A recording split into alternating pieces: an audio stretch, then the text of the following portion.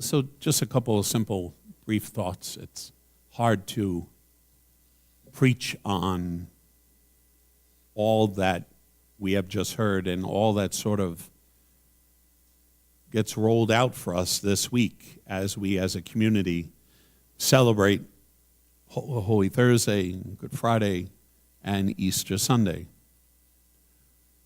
There are some times when the Gospels are best to speak for themselves. I will say to you that this is the week where the Christ of faith clashes into the Jesus of history. And what I mean by that is sometimes in our belief and in our systems of belief, we take this Jesus and we develop him into a concept that perhaps is so much greater than the Jesus of history. We look at a situation where we have this man, Jesus, and there is nothing about him that deserves to be followed. There is nothing in what he is and what he does that in any way is a really good marketing tool for convincing us that this Jesus is indeed the Messiah, that this Jesus is the one that you and I put our faith and our trust in. To hold in the Gospels, and by the way, just so you know, all four Gospels relate the death of Jesus upon the cross. And as much as we call them Scripture, before they were Scripture, they were historical documents. So we have four accounts by living communities who remembered the words of Matthew, Mark, Luke, and John and wrote together these Gospels. The start of the proclamation of Jesus as Messiah starts with his death, his horrid, severe death upon the cross, and ultimately his resurrection. The starting point of the apostles was that this Jesus whom the world had condemned and crucified and thought that they killed upon the cross, indeed died, but is risen again, and that is the proclamation of Easter Sunday. But this is not the advertisement for someone strong that you would think we would put our faith or trust in, and yet the Jesus of history, with all of his brokenness, all of his suffering, all of his pain, allows us a relationship with God that truly has us in a place where God fully understands our struggles. The times that we are unjustly condemned, the times when we are fearful, the times when we are afraid, when we are distressed. Matthew uses that word describing Jesus in the Garden of Gethsemane. Jesus is distressed. That word captures all of us. There is aspects of all of this, including those of us as a community that go through the dying process where there is this suffering that takes place. And ultimately, there is this unity of all of us giving forth our last breath and passing away. And that is the story that the disciples start to tell. That's what they want people to know, is that this Jesus was sent by God, and because God embodied him, God understands everything that we are, and that this God of history, this Jesus of history, understands completely every aspect of our lives. But there is ultimately, in and through the suffering and the death that we will all endure in our lives, there is ultimately this resurrection that takes place. This is not an amazing marketing campaign, for someone that we would put our trust in, and yet in its simplicity, in its humility, in its realness, you and I connect in a way with God that no other tradition, no other faith tradition puts forth, that God understands and aligns himself so closely with humanity, experiencing everything that we are. You know, Palm Sunday, and I've shared and talked about this in the past, but it's important for you historically to recognize. The city of Jerusalem swells during Passover. It is a requirement for all males, all Jewish males, to go and make sacrifice in the temple. So Jerusalem, the entire region around Jerusalem, all of it is packed with people. One of the reasons why Jesus and his disciples go to the Garden of Gethsemane is that inside the city, it's just really hot.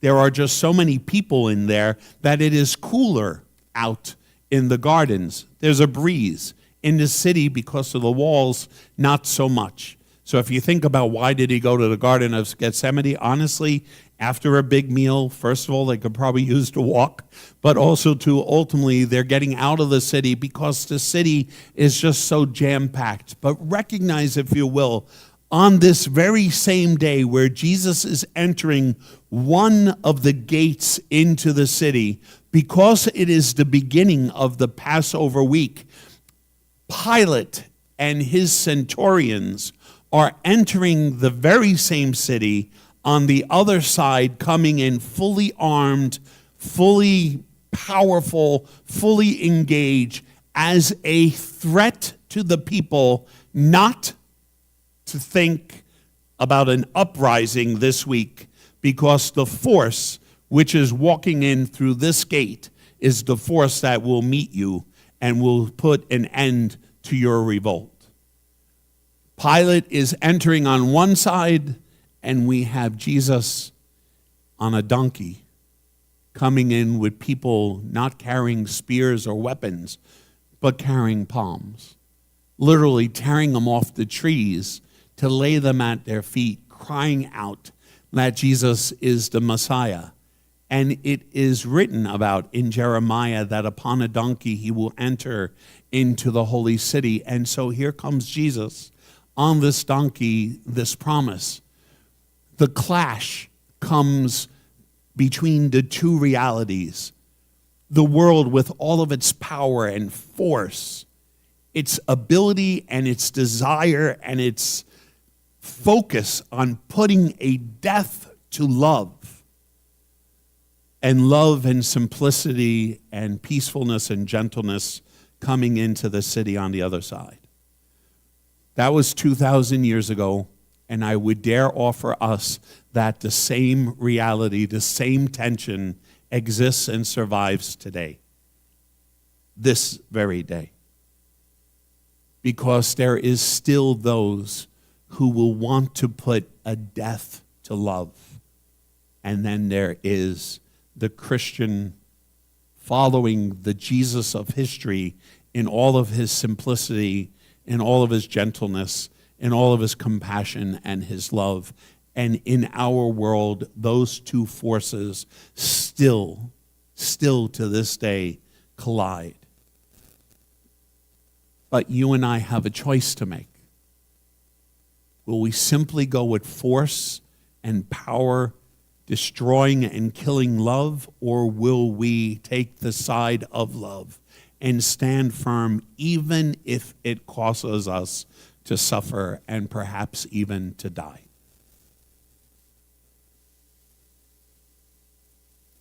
It doesn't get any more black and white or simple than that. And it's scary to think that choosing love, being a person of love and compassion and generosity, caring for other people, can cause us such incredible pain and suffering is terrifying. And most of us have these experiences where we love somebody else and then we're slighted in return, and that slight causes us such enormous pain that that pain forms a scar, and that scar stops our heart from shedding and sharing any love with anyone else. And so in our life's journey, we have to heal some of the pain we have, and we have to choose. We have to will to love again. We have to will to love again. There are over 1 billion of us on the face of the planet, meaning followers of Jesus. I get stuck here all the time. Why isn't the world more loving? Why isn't the world more compassionate? Why isn't the world more generous or caring? It's because we are not embodying the values and the example of Jesus Christ. For whatever reason, all of us, we draw back, we hold back. It's not popular. It's not what people do. Nobody else acts like this.